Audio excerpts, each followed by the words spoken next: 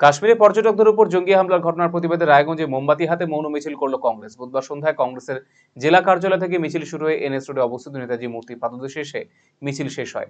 মিছিলে অংশ নিয়েছিলেন কংগ্রেসের জেলা সভাপতি মোহিত সেনগুপ্ত সহ অন্যান্য কংগ্রেস নেতৃত্ব।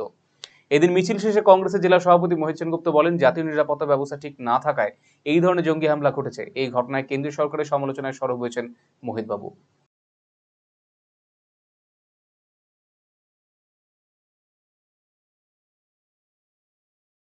কাশ্মীরে জঙ্গি হানায় আমাদের যারা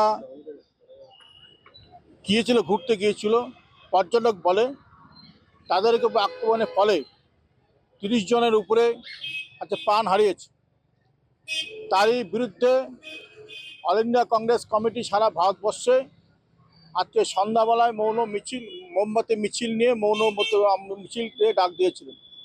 তারই জন্য আজকে প্রদেশ কংগ্রেস পশ্চিমবাংলায় সব জেলা হেডকোয়ার্টার ব্লকে আজকে মোমবাতি মিছিল করা হলো।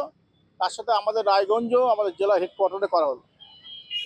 বাস্তবিক যে সরকার রাষ্ট্রের মানুষকে নিরাপত্তা দিতে পারে না, যে সরকারের স্বরাষ্ট্রমন্ত্রী অমিত শাহ আজকে বাজেট অধিবেশনে বলছিলেন কাশ্মীরে আর কোনদিন জঙ্গি হানা হবে না, 370 ধারা উঠিয়ে দিয়ে ভাবলেন কাশ্মীরে আর জঙ্গি হানা হবে না।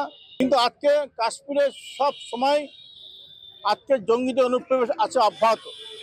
সেখানে বিধি বক্তারা বলেছিল আপনি কথা বলতে পারেন না। তার প্রমাণ হয়ে গেল গতকাল যে ঘটনাটা ঘটলো, মানে একটা দুর্বিষহ ঘটনা। রায়গঞ্জবাসীদের জন্য সুখবর, যারা দীর্ঘদিন ধরে পেটের সমস্যায় ভুগছেন তাদের জন্য রায়গঞ্জ দিশারিতে আসছেন ব্যাঙ্গালোরের প্রখ্যাত গ্যাস্ট্রোএন্টারোলজিস্ট ডাক্তার ইরশাদ আলী এইচএমডি ডিএনবি।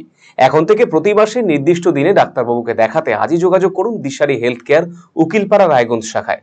যোগাযোগ করুন 7477785509 এই নম্বরে এবং 7477785512 এই নম্বরে।